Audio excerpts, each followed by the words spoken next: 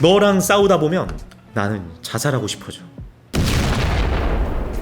꿈꾼 100이 구독과 좋아요. 꿈꾼 100입니다. 들어와 주셔서 감사해요. 이 한 달이 저에게는 꽤나 힘든 시기였습니다. 그 편집 외주를 받았는데 한 달 동안 쳐내야 하는 양이 너무 많아서 무려 70편 정도 됐어요. 그거를 다 하느라 영상을 올리는 게 좀 늦어졌습니다. 네, 나 채널에 진심인 사람인데, 그쵸? 각설하고 이번 편도 연애 이야기입니다. 연애에 대해서도 꽤 자주 다뤄보려고 합니다. 일단은 잘 팔려서 좋아요. 그리고 저도 배워서 준비해야 하지 않겠습니까? 그죠? 뭘 준비해? 다가올 뜨겁고 아름다운 연애 준비해야죠. 물론 저는 5년간 연애를 하지 못하게 된 사람이지만 과거의 경험들이 있으니까 가끔씩 얘기해 보겠습니다. 오늘의 주제, 내가 20대였을 때는 이해가 되지 않았던 남녀 커플이 싸울 때 꼭 일어났던 분노 포인트 월스트 5입니다. 다 제가 겪은 얘기들이고요. 구독자분들 아시겠지만 제가 ENTJ입니다. ENTJ적 관점도 포함되어 있으니까 그쪽으로 관심 있으신 분들도 참고 바랄게요. 특정 대상, 특정 성별, 특정 성향 저격하는 얘기 아닙니다. 저는 연애 전문가가 아닙니다. 경험담입니다. 자, 그럼 시작합니다. 그만 좀 울었으면 좋겠어. 그럼 안 울게 만들면 되잖아.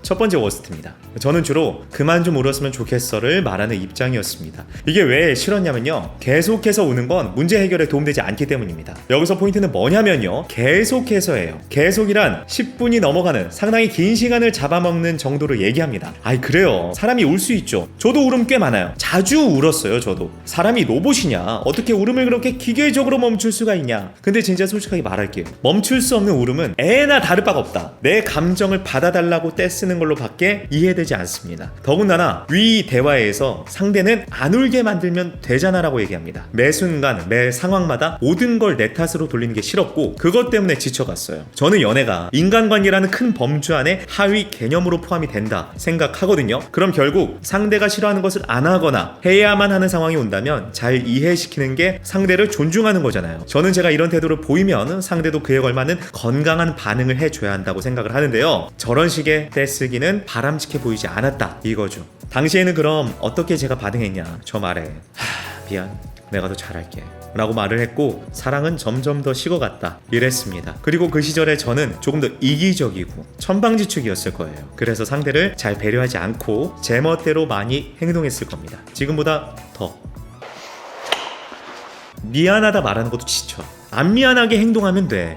두 번째 월스트인데요, 첫 번째하고 좀 비슷하죠. 물론 이번에도 저는 미안하다 말하는 것도 지쳐 이쪽이었다. 근데 이거 말의 뉘앙스가 첫 번째하고 비슷한 거지 맥락은 완전 달라요. 첫 번째는 문제 해결의 대화가 되지 않아서 얘기한 거고 지금은 사사건건 화내는 것에 대한 지적입니다. 이게 왜 싫었냐면요, 이상하게도 저는 연애하면 항상 을이 됐어요. 뭘 계속 미안해해야 돼. 일이 많아서 미안해야 하고, 일이 많아서 연락이 잘 되지 않는 것에 미안해야 하고, 사람 만나면 사람 만난다고 상대를 못 만나는 것과 연락 잘 안 되는 것에 미안해야 하고, 같이 있다가도 어느 시간이 되면 내 계획을 실행하러 가야 하는데 그것도 미안해야 하고. 맞아요, 욕 먹어야지. 욕하는 사람들 저 많으시겠죠. 근데 어쩌겠어요. 그게 과거의 저였습니다. 지금 이 얘기는 저의 자전적 고백입니다. 뭘 말하고 싶은 거냐면, 맞아요, 저는 상대에게 많이 신경을 못 써줬어요. 그래서 항상 미안한 마음이 있었다. 그런데 어느 날은, 어느 순간은 저도 칭찬받고 싶고 이해받고 싶을 때가 있습니다. 그럴 때 저도 감정이 좀 상해서 저렇게 볼멘 소리가 나오게 되면 그 순간마저도 이해받지 못하는 게 많이 섭섭했어요. 그때 그 순간만큼은 나를 좀 이해해 주지.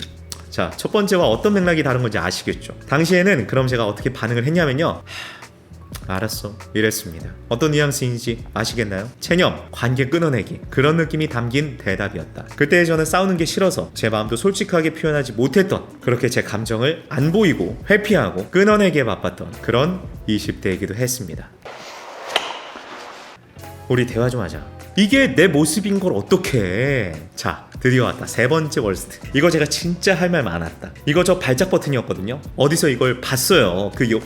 요새 연애 예능 많이 하잖아요. 그 중에 하나, Change Days 2. 저는 보통 이게 내 모습인 걸 어떡해 라고 말하는 입장이었습니다. 오케이, 저 오늘 욕 많이 먹을 것 같겠는데 가보죠 뭐. 저 20대 때는 이게 맞다고 생각했어요. 내 모습을 바꾸려 하는 건 옳지 않다. 있는 그대로를 인정해줘야 한다. 물론 지금도 저는 제 모습을 굉장히 사랑합니다. 누가 나를 바꾸려 하지 않았으면 좋겠습니다. 그런데 이 태도가 자체가 어느 정도는 바뀌었습니다. 어떻게? 적어도 연애, 사랑하는 사이에 있어서는 양보와 타협이 우선입니다. 대신에 치열하게, 이 디테일하게 얘기해야 한다. 아니 이게 내 모습인 걸 어떻게는 타협 불가능하다는 거고 상대가 느낀 걸 후려치는 거고 나는 일절 거기서 한 발자국도 절대 물러설 수 없어. 이런 태도죠. 이런 태도로 어떻게 대화가 가능하냐는 거예요. 만약에 이게 내 모습인 걸 시전하려면 분명하게 어떤 부분이 이 내 모습인 걸로 지켜내고 싶은지 얘기를 해줘야 한다. 이게 제 생각입니다. 지켜지지 않고 받아들여지지 않은 부분이 많아져서 양보와 타협이 불가능해지면 그거 이별이지 뭐. 헤어져야지. 이게 내 모습인 걸 어떻게가 많아진다? 이별하는 게 차라리 나은 거다. 인정, 존중, 양보, 타협, 톱니바퀴와 톱니바퀴가 맞물려 가듯 서로 끊임없이 맞추기 위해 노력하는 것. 이게 연애, 이게 인간관계라면 그러기 위해 시도하는 것들이 대화, 더 나아가서 싸움까지도 이해가 되는 수준이라면 그렇게 해서라도 조정하는 것들이 있어야 한다. 이걸 제가 30대가 되어서야 알았습니다. 그동안에 이게 내 모습인 걸 시전했던 나를 받아줬던 저의 전 연애 상대들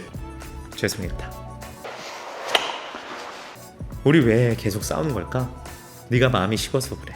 네 번째 워스트입니다. 저는 주로 우리 왜 계속 싸우는 걸까 묻는 입장이었습니다. 저는 진짜 싸움이 싫어요. 너무 싫어요. 서로가 이상한 걸로 하루 종일 에너지 고갈시키는 게 너무 별로입니다. 아니 해야 할 거 많잖아요. 좋은 것들도 많잖아요. 좋은 것만 보고 살기에도 부족한 시간들이잖아요. 싸우지 않고 얘기할 수 있는 건강한 대화와 에티켓이 있다고 저는 생각합니다. 근데 이상하게 그걸 넘어서 꼭 싸우게끔 만드는 말, 그런 상대가 있어요. 저는 그 중에 하나가 네가 마음이 식어서 그래라고 생각합니다. 아유 그렇죠. 마음이 식었을 수도 있지. 근데 그게 느껴지면 사사건건 꽤나 자주 모든 상황에서 쓰지 말고 이 문제로 한번 제대로 진지하게 얘기를 하라는 거예요. 왜 어떤 상황에서든 간에 이 얘기를 해서 사람 속을 긁냐는 거죠. 그게 싫었습니다. 그리고 식었다, 사랑하지 않는다 이런 표현들이 저는 20대 초중반까지만 하더라도 상대에게 하지 말아야 할 금기어라고 생각했어요. 그러니까 내가 해서도 안 되고 상대도 하지 않았으면 하는 마음이 있었지. 할 수 있다면 그건 딱 하나의 상황, 헤어질 때. 그래서 당시에는 제가 식어서 그래 라는 얘기 들으면 이렇게 반응했습니다.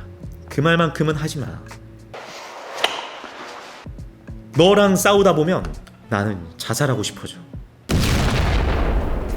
이거 왜 마지막인지 알겠죠? 이거 들어보신 분 계신가요? 내가 들어봤다고 얘기를 하는 게 너무 부끄러운 상황이기는 한데 제가 말인 못 입장이었다. 어떤 상황이었는지 궁금해하실 만한 분들이 계실 텐데 상대가 인간관계로 20대 초반에 많이 힘들어했고 제가 그런 것들을 제 일 한답시고 케어를 많이 못해줬어요. 신경 써주지 못했습니다. 그러다가 저를 탓하는 싸움이 빈번하게 벌어졌죠. 제가 다 인정하지 못했어요. 저의 모습을 삐대기도 했고 틱틱대기도 했는데 그러다가 둘 다 감정이 절정에 달하면 저런 표현을 쓰고는 했습니다. 상대가. 그럼 제가 어떻게 되냐면요, 다음날 학교를 못 가. 어머니가 아침에 제 방 들어와서 왜 학교 안 가냐고 물어봐요. 말도 못해. 어떻게 제 말을 해요? 여자친구하고 싸워서 학교 안 간다고? 근데 그냥 마음이 울적하거나 안 좋다면 당연히 학교로 갔을 텐데 몸이 아프더라는 겁니다. 마치 몸살이 걸린 것처럼. 실제로는 걸리지도 않았는데 말이죠. 자괴감, 내가 좋아하는 사람이 나로 인해 죽고 싶어진다고 하니까 그때의 그 마음은 이루 말할 수가 없었다. 그랬습니다. 여러분은 제 5번째 사례는 공감이 잘 안 가시기를, 절대 이런 상황을 겪지 않았기를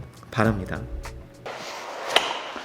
자, 이렇게 해서 제가 겪었던 5개의 사례를 모두 말씀드렸습니다. 싸우다 보면 사실 이런 상황 저런 상황 다 겪게 되는 것 같아요. 특히나 20대 초중반에 청춘, 에너지가 들끓고 낭만 가득한 그런 시기에는 싸우다 보면 해서는 안 되는 그런 말까지도 다 나오는 것만 같더라고요. 근데 그런 시기들을 겪고 30대가 되면서 제가 느끼는 것은 감정들을 조금만 뒤로 잘 제어할 수 있었다면 그토록 심한 상황까지는 가지 않았을 텐데, 덜 상처 줬을 텐데 하는 생각들이 듭니다. 그리고 오늘의 얘기는 제가 잘했다고 또는 저를 편들어달라 얘기한 게 아닙니다. 저는 굉장히 목표 지향적이었고 그때도 상대에게 많은 공감을 해주지 못했던, 연애를 미성숙하게 했었던 사람이었어요. 사실 그때의 제가 부끄럽고 아쉬운 것도 있어서 지금 누군가를 만나면 그때 비슷한 상처를 똑같이 주지 않을까 두려워서 아직까지 연애를 못하는 것도 있습니다. 여러분은 근데 그러지 않으셨으면 좋겠어요. 저보다 훨씬 더 현명하고 똑똑하고 남을 배려하는 사람일 것만 같아서 너무 당연한 얘기지만 상대를 더 위하고 서로가 더 서로에게 깊어지는 사랑 하실 수 있으리라 믿습니다. 이렇게 연애하면서 제가 분노했던 포인트 5가지 얘기 드려봤습니다. 오늘도 고맙습니다. 여러분 파이팅!